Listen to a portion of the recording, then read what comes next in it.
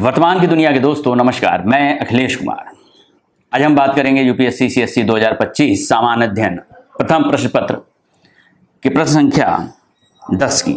यह प्रश्न है, क्या आपको लगता है कि वैश्वीकरण का परिणाम केवल आक्रामक उपभोक्ता संस्कृति ही है? यूपीएससी बार बार वैश्वीकरण पर सवाल पूछती है, लगातार पूछती है, और इस बार उसने यह पूछ दिया है कि वैश्वीकरण का जो एकमात्र परिणाम है वह आक्रामक उपभोक्ता संस्कृति है।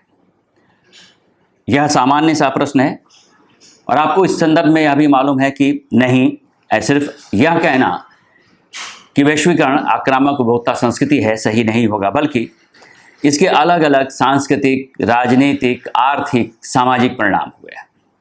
इसने पूरी दुनिया को विविध तरीके से लाभान्वित भी किया है। निश्चित रूप से इसका एक नकारात्मक पक्ष और प्रमुख और महत्वपूर्ण पक्ष आक्रामक उपभोक्ता संस्कृति है, लेकिन यह कहना कि केवल यही परिणाम हुआ है इसका, ऐसा नहीं कहा जा सकता, बल्कि दुनिया आर्थिक रूप से वैश्विक हुई है, सांस्कृतिक रूप से वैश्विक हुई है, यानी संस्कृति के विभिन्न पक्ष, अर्थव्यवस्था के विभिन्न उत्पाद, राजनीति के विभिन्न संदर्भ पूरी दुनिया के परिप्रेक्ष्य में न सिर्फ बहस का मुद्दा बने हैं बल्कि विस्तार का भी मुद्दा बने हैं। यानी इस ग्लोबल दुनिया में दुनिया के किसी कोने में घटने वाली घटनाएं, चाहे वह आर्थिक हो, राजनीतिक हो, सांस्कृतिक हो या सामाजिक हो, उनका व्यापक परिप्रेक्ष्य रहा है और दुनिया के दूसरे छोर के लोगों को वह बटन दबाते ही या उंगलियों को चलाते ही उनके मोबाइल पर मालूम हो जाता है।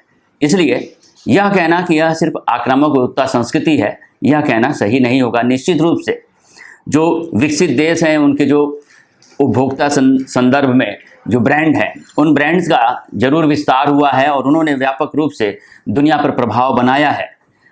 कई जगहों पर वह स्थानीय संस्कृति के बरक्स, स्थानीय संस्कृति के ही समानांतर उन्होंने पाश्चात्य संस्कृति को समर्थन प्रदान किया है। लोगों के बदलाव में लोगों की रुचियों को बदल के रख दिया है और लोगों का पश्चिमीकरण हुआ है, यह बात जरूर है।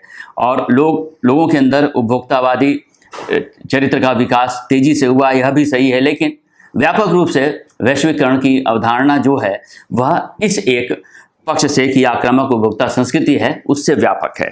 इस प्रश्न को कैसे लिखना है, हम इस संदर्भ में इसको लिख सकते हैं कि आक्रामक उपभोक्ता संस्कृति को वैश्वीकरण का एकमात्र परिणाम मानना इसकी जटिलता को सीमित कर देता है। निसंदेह वैश्वीकरण ने मानकीकृत उत्पादों, ब्रांडों और जीवन शैली को विश्व भर में फैलाया है, जिसमें हम आप उदाहरण दे सकते हैं जैसे KFC हुआ, एप्पल हुआ, नेटफ्लिक्स हुआ, जिससे भौतिक उपभोग, व्यक्तिवाद और उपभोक्तावादी दृष्टिकोण को बल मिला है। इसके सकारात्मक पहलू भी हैं, जैसे विकल्पों की विविधता और जीवन स्तर में वृद्धि, लेकिन साथ ही असमानता, संसाधन शोषण और सांस्कृतिक समरूपता जैसी चुनौतियां भी उत्पन्न करता है। परंतु केवल उपभोक्तावादी संस्कृति तक सीमित नहीं है। वैश्वीकरण का प्रभाव केवल उपभोक्तावादी संस्कृति तक सीमित नहीं है। यानी आपने सबसे पहले उपभोक्तावादी संस्कृति के जो वैश्वीकरण के संदर्भ में पक्ष हैं उनको रखा, उनके कुछ उदाहरण दिए, उनके सकारात्मक और नकारात्मक तत्वों को आपने लिख दिया। इसके बाद वैश्वीकरण की और क्या देन है इसके बारे में भी लिखेंगे।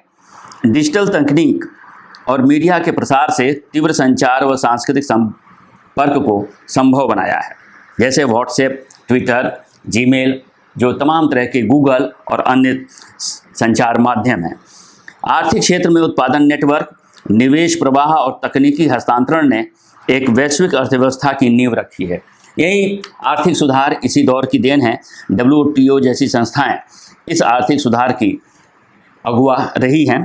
राजनीतिक स्तर पर अंतर्राष्ट्रीय सहयोग, संस्थागत समन्वय और वैश्विक आंदोलनों को बल मिला है। इस वैश्वीकरण का ही परिणाम है कि पारिस्थितिकी और पर्यावरण जैसे मुद्दे जो हैं वह राजनीति के केंद्र में आए हैं और उन पर व्यापक रूप से पूरी दुनिया में विचार संभव हुआ है।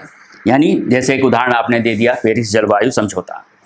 इसका कुल मिलाकर जो निष्कर्ष होगा वह होगा, अतः यह कहना उचित होगा कि उपभोक्ता संस्कृति वैश्वीकरण का एक महत्वपूर्ण आयाम है, किंतु इसका संपूर्ण परिणाम कहीं व्यापक और बहुआयामी है। धन्यवाद। अगर वर्तमान की यह पहल आपको पसंद आई हो तो हमारे वीडियो को लाइक करें और चैनल को सब्सक्राइब करें। शुक्रिया।